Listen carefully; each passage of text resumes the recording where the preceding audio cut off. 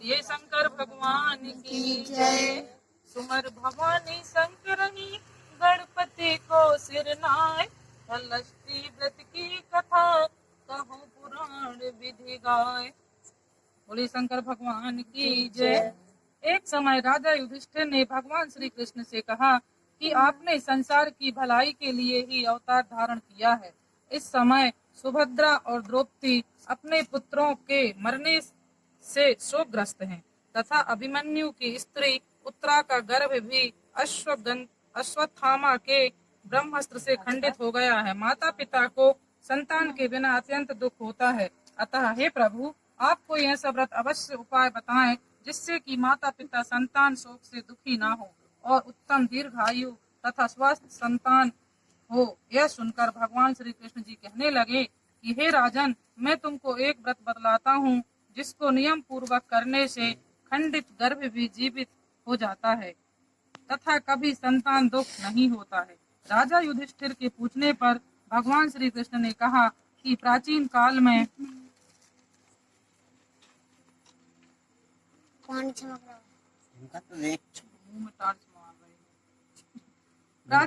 में सुभद्र नाम का एक प्रसिद्ध राजा था। उसकी रानी का नाम सुवर्णा था और उनके हस्ती नाम का एक प्रतापी पुत्र था जिसने अपने नाम की हस्तिनापुरी बसाई। राजपुत्र एक दिन धात्री के साथ गंगा नदी में स्नान करने गया और गंगा जी में जल क्रीड़ा करने लगा। इतने में एक ग्राह उसे जल में खींच ले गया। यह सुनकर रानी सुवर्णा बहुत दुखी हुई और धात्री के पुत्र को भड़कती हुई अग्नि में डाल दिया। तदनंतर राजा और रानी अपने अपने प्राण त्यागने को तैयार हो गए। वह धात्री पुत्र शोक में किसी निर्जन वन में चली गई तथा वहां एक सुनसान मंदिर में शिव जी, पार्वती और गणेश जी की विधिवत पूजा करने लगी। प्रतिदिन पूजन व ध्यान करके वह तृण धान्य तथा महुआ खाया करती थी। भगवान बोले कि हे राजा युधिष्ठिर, इस प्रकार व्रत करते हुए उसके प्रताप से भाद्रपद मास की कृष्ण पक्ष की षष्ठी के दिन नगर में अद्भुत दर्शन हुआ। एकाएक धात्री के पुत्र को आग में से जीवित निकलते हुए देखा, जिससे उनको बड़ा आश्चर्य हुआ। उसने पंडितों से उसके जीवित रहने का कारण पूछा। इसका रहस्य बताने के लिए शिव जी की आज्ञा से दुर्वासा ऋषि वहां आए। राजा ने दुर्वासा को आया जानकर उनकी आगवानी कर अर्घ्य आदि से उनका पूजन किया तथा बारंबार नमस्कार करके धात्री के पुत्रों को जीवित निकलने का कारण पूछा। दुर्वासा ऋषि ने कहा कि हे राजन, उस धात्री ने वन में जाकर नियम पूर्वक अति भक्ति भाव से भगवान शिव जी, स्वामी कार्तिकेय, पार्वती जी एवं गणेश जी का ध्यान, पूजन, स्मरण इत्यादि श्रद्धा सहित किया है तथा नियम पूर्वक व्रत किया है।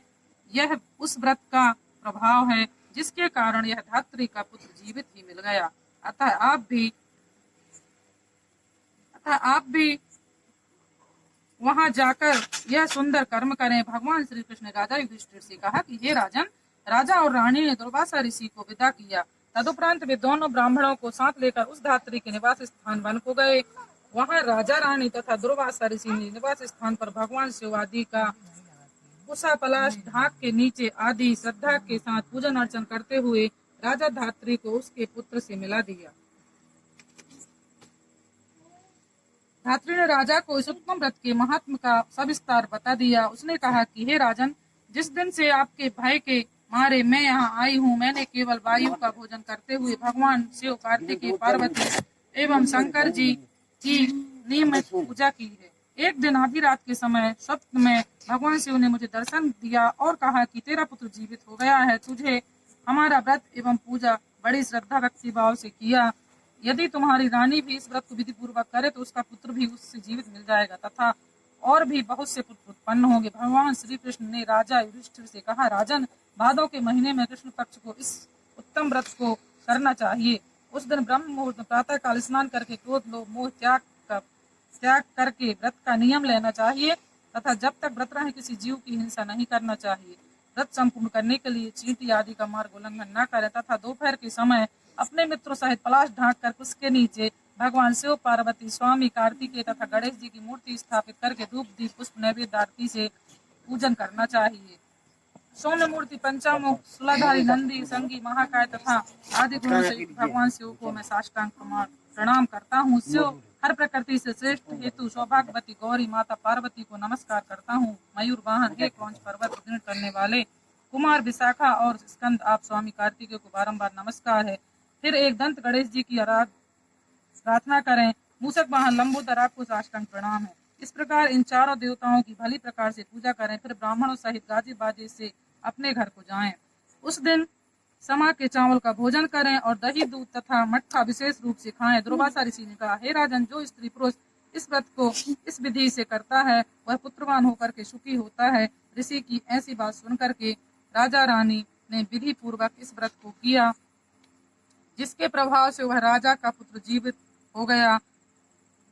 यह चमत्कार देखकर राजा रानी ने ऋषि दुर्वासा के चरणों में नमस्कार किया तथा व्रत के प्रभाव से राजा के और भी कई आयुष्मान पुत्र हुए तथा राज्य संकट भाव से अनावृष्टि, महामारी आदि के उपद्रव सदैव के लिए दूर हो गए। राजा अनेक वर्षों तक निर्विघ्न राज करते रहा। श्री कृष्ण भगवान ने कहा कि हे राजा युधिष्ठिर, यदि उत्तरा भी इस व्रत को विधि पूर्वक करे तो उसके सभी दुख दूर हो जाएंगे। भगवान के ऐसे वचन सुनकर राजा युधिष्ठिर कृतकृत हो गए। अश्वत्थामा द्वारा खंडित किया हुआ उत्तरा का गर्भ इस व्रत के प्रभाव से जीवित हो गया।